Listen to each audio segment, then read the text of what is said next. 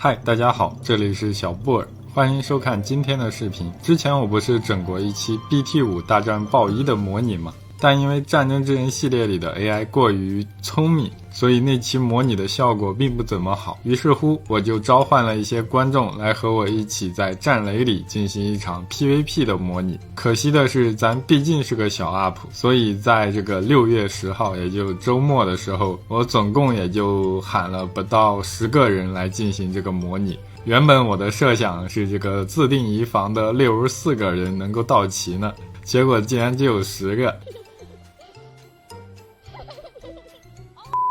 然后从这个记录里我们可以看到，最开始的几场模拟呢是历史性能，因为历史性能玩家可以使用第三人称嘛，所以这个豹一的战绩非常好。到后面呢，我就开了这个全真模拟。全真模拟的情况下，所有玩家都只能将视角固定在这个车长塔的上面，这样虽然还是不能真正的模拟出坦克成员们的视野，但总比历史模式好了很多。接下来就让我们看看 BT5 的战绩吧。首先第一把这个地图呢是在美国小镇，因为是全真模式，所以我们都看不到对方在哪儿。然后像是在回放中呢，这台 BT5 是被从哪个方向击毁的，我们都得半天才能反应过来。我这边呢就先放几个我们被豹暴打的镜头，然后这台贴了眼睛的车呢就是我这个运气呢，你说它好吧也不好，上来一发炮弹打到我这个炮管，我想反击的机会都没有。不过从这个豹的视角，我们也可以看出他在和 BT5 近身交战的时候还是很慌张的啊。这边是不停的倒车，试图跟这个 BT5 拉开距离，甚至一下子把一个房子都给撞烂了。像这些 BT5 被击毁的场面呢，是我们每击毁一台豹一都要重新再上演一遍的。但若是运气好的话，我们可能一台车都不需要损失就能够反杀豹，就像我们此时画面中的这个情况一样。这台豹因为一时的疏忽呢，被一台 BT5 从侧面偷袭。 BT5 的4-5炮的穿身有70多毫米，这个穿身就算是放在现代的绝大多数主战坦克的侧面也是挡不住的，当然我指的是没有附加装甲的情况下。然后这边是第二台豹被击毁时的场面，我们屏幕中这个沙漠涂装的 BT5 呢是我的好朋友 Flanker 开的。从这个回放视角我们可以看到，它这个入射角度还是很极限的，他俩所处的这个方位怎么看这个角度都很大，按理来说是可以跳弹啥的，但这个豹可能是运气不好，就被一发入了魂。这局第3台豹的人头呢是我误打误撞拿下的。可以看到我走到这个 A 点附近的时候，往左一看就看到一个豹在朝那个方向开火，然后我们现在将视角挪到空中，可以发现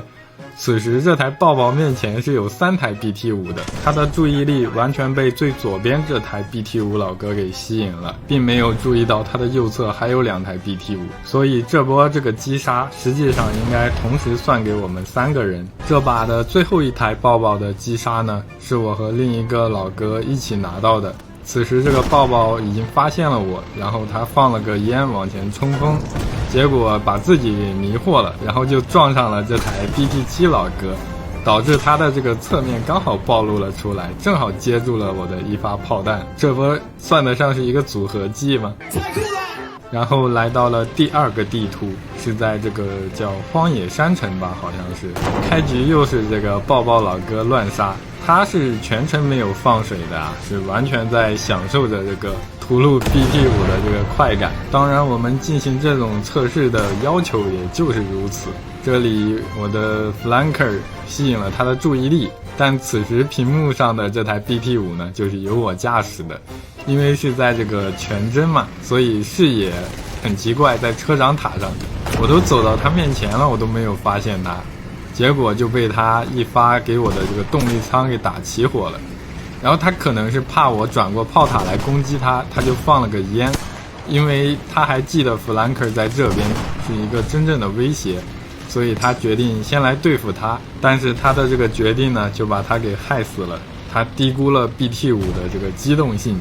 想跟他来这个秦王走位，结果根本就走不赢他。这里可以看到 Flanker 已经出现在了他的后面，他一个倒车，结果没来得及瞄准就被 Flanker 给反杀了，这把的第一个爆炸也就此拿下。在我将车辆修好之后呢，我又朝着抱抱所在的这个出生点附近进发，结果就直接撞上了俩，然后我的黑洞装甲吞了一发炮弹，我试图反抗呢，结果这个抱抱的手上啊，毕竟是70毫米的30度倾斜装甲，所以打这一炮没有啥用。就在我绝望的时候，这台抱抱突然爆炸，一回头呢，是上一把结尾跟我使出了组合技的那个老哥，而且他这个入射角度也挺极限的，因为在开打之前我的设想呢，是不从正侧方去攻击的话，应该就无法对抱抱造成伤害才对。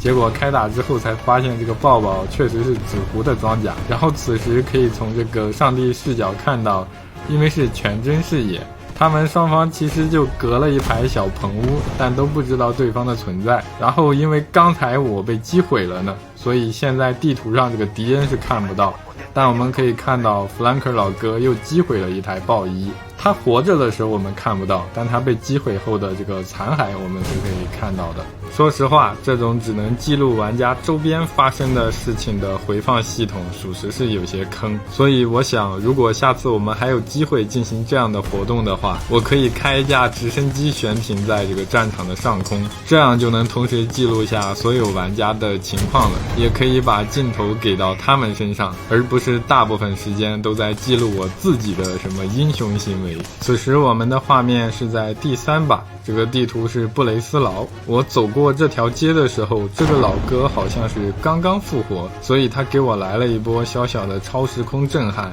他一炮打坏了我的发动机，但并没有将我直接带走，所以我就开始反击了。这里他这车上放了一堆小熊，也是很可爱呢。镜头拉近后，我们可以看到从这个入射角度，4-5炮根本就打不穿抱抱的正脸，所以我开始朝他这个炮管子输出，试图把他的炮管子打开花，而这一招也确实奏效了。但因为了反击我没有时间灭火，所以我被烧到殉爆了。然后我再赶到战场呢，就是这么一个情况，看到2台抱抱在齐头并进，我贴着这个路的边缘走，他们没有发现我，我躲在这个电话亭的旁边，然后朝着第1台抱抱的炮塔侧面开了一炮，没打死，又补了一炮才将其击毁。然后他这个第2台车呢是发现了我，但他同时遭到了后方和侧面的打击，一发没能给我送走，结果他自己没了。然后这里是回放中弗兰克的视角，他是藏在侧面的这个小巷里，以一个很好的角度一发带走了这台抱抱。不过从他左边这台豹式的残骸我们可以看出，这台车当时是发现了他的，所以若不是我干掉了这台豹式的话，他所处的这个位置也是很危险的。这波主打的就是一个默契，我们互相救了对方一命。当然这波从背后发起偷袭的这个老哥的功劳也不小，在遭到了一次围歼之后呢，这个抱抱老哥很凶的杀了回来，又把我们暴打了一顿。这个 Flanker 作为一个老玩家呢，也是在听到动静之后就停止了移动，进入了一个伏击状态。当然我俩一起玩了不少局，所以有了这个默契。我在看到他这一举动之后，我就知道他附近有人，所以我停在了他后方的角落里，准备保护他。此时从这个回放视角我们可以看到，这2台抱抱都去追他了，但他们完全没有料到我在这里蹲着呢。因为当时我的心态有一点小小的震撼，所以我第1发没有干掉那台抱抱，但好在4-5炮的装填速度很快，所以我抓住机会干掉了第2台车。而 Flanker 这边也是凭借着 BT5 的优势，将这台抱抱耍得团团转。当时我们在录制的时候，虽然有开 QQ 语音，但是我们彼此之间并没有什么战术交流。其实在历史中 BT5 也是没有大规模普及电台的，毕竟它是诞生于1930年代，所以在现实中各车之间的通讯也很困难。在这儿我试图冲上去与豹一缠斗，但是跟他撞了个正着。随后 Flanker 在和他的近战中，也因为他的方向机过快而被他解决掉了。在此之后呢，这把我们就没有再干掉过豹一了。其实当晚我们还录制了好几把，但因为这个视频时长的问题，我就只剪到这里了。如果大家喜欢这样的测试的话，还请多多3连。本期点赞过5000，我就再找个时间和观众们一起录制一场有趣的测试，还请大家多多支持。最后的最后，我放上这几把游戏的积分板来供大家参考，也谢谢这些老哥能来陪我玩。我们下期视频再见。